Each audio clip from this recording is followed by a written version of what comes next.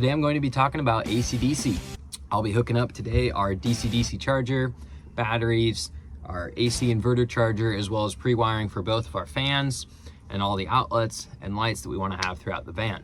Now, if you're not familiar with those terms, I'll give you a quick breakdown. AC stands for alternating current.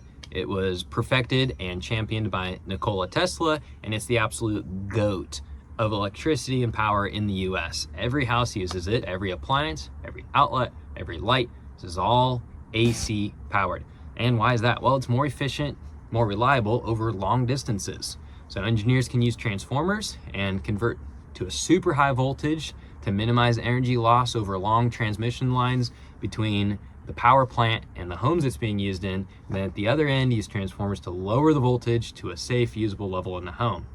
So DC is then the opposite. It means direct current. It's used in batteries, battery electric vehicles, and small electronics.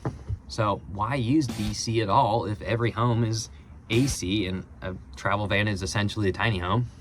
Well, it's about efficiency. While AC is more efficient over long distances, as I just described, DC is more efficient in a battery-based system, which is what will be in your van. Why is that? Well, batteries supply DC, direct current power. And so any device in your van that is DC can be essentially hardwired to the battery. This means energy loss is minimal. It's only due to the electricity traveling through the wires between your battery and your device. Now, an AC device in your van experiences the exact same energy loss as a DC device over the same amount of cabling. However, you introduce an even greater amount of energy loss as it travels through the inverter. So, do you need both? That's a great question, and it's up to you. Most overland rigs just use DC, and this is because it's simple and it's efficient in battery-based system. However, if you want to charge your laptop, something that requires a lot of power, or if you want to run an electric stovetop, you're going to need AC, and thus you'll need an inverter. Additionally, if you want to be able to show up to any house, any campsite, RV park, and you want to be able to plug in your van and know that you can run your electronics and charge your batteries, well, you're going to need an inverter charger. And the difference between that and an inverter is it not only takes power from the battery, converts it into AC and sends it out to your AC devices, it also will take AC power from a plug-in and charge your DC batteries. So in our van, we'll be powering whatever we can off of DC. So the fans, the lights, and the fridge, those are all going to be DC, and then we'll just have outlets so we can charge our laptops, phones, cameras, all that kind of stuff off of AC, just to minimize the amount of AC draw and maximize the efficiency of our system, so that when we're off-grid, we know we can use the lights and the fridge a lot longer before we run through our batteries. We'll also be using an inverter charger, like I mentioned, so that anywhere we go, we can plug in the van, charge our batteries, call it a day. So that's what I'll be doing today. Going through the install of all that. Most complicated, but also kind of the most fun, but also the most stressful, depends on where you are, but I'll be walking you through all of it today. Alrighty, well, apologies for the lighting. The sun is where it's at for now. But here's our beautiful DC-DC charger. So, just dropped that. So your sticker sucks. Alright, so I'm thinking, I've been torn on this.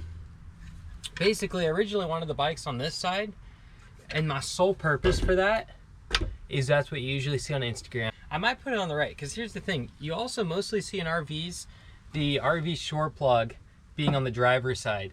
And that way you can back into your spot, plug in without running an extension cord underneath, and then your hangout area under the awning on the passenger side is completely free.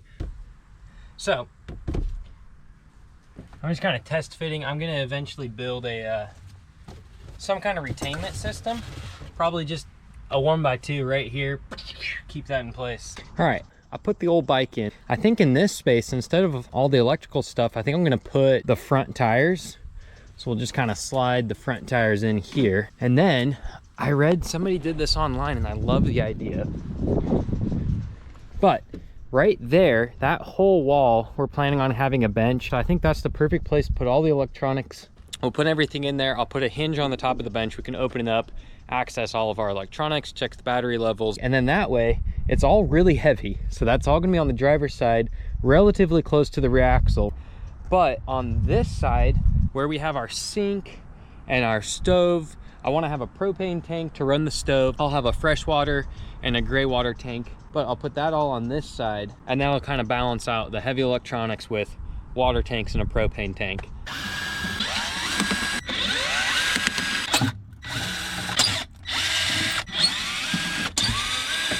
I have a question for Mercedes.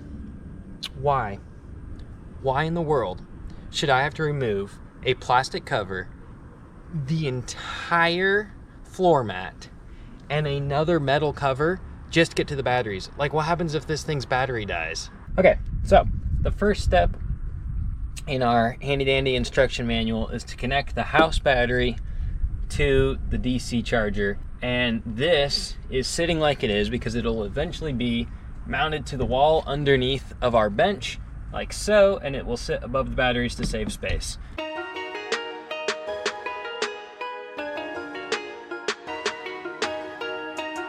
Breaking news, I was stupid and I only bought 4 of these lovely connectors. So I'm actually gonna switch and I'm gonna start making the cabling from the house battery back to here. All right, got both cables hooked up, positive and negative. The negative cable was a bit of a butt to get to, but there they are. I'm hoping the cover still fits.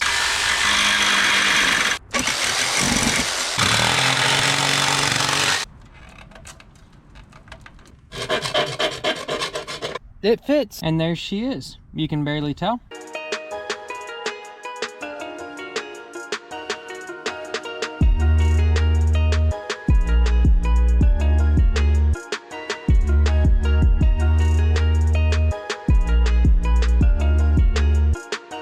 This thing will shut off when it reads less than like 12 volts or something from the input side coming from the starter battery. That's kind of how it tells if the engine is off. If it's not reading the proper voltage from the starter battery, it just shuts itself off so it doesn't drain your starter battery.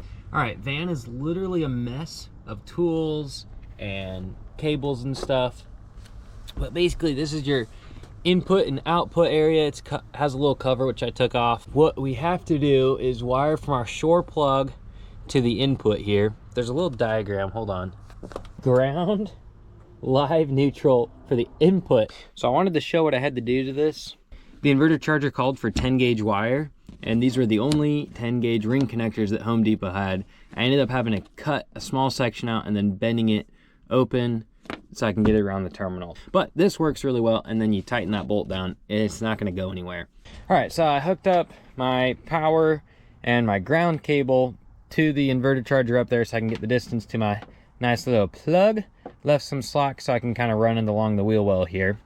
Let me show you guys how I hooked it up. So if you're getting the Lifetime one, maybe the Renogy is similar, I'm not quite sure, but it's not completely intuitive. So let me show you what I'm talking about. So it just says like, hey, prepare the wires. And this doesn't make a lot of sense. And all you see is they give you those and they give you a bunch of those. This kind of looks weird, but it's just a crimp connector.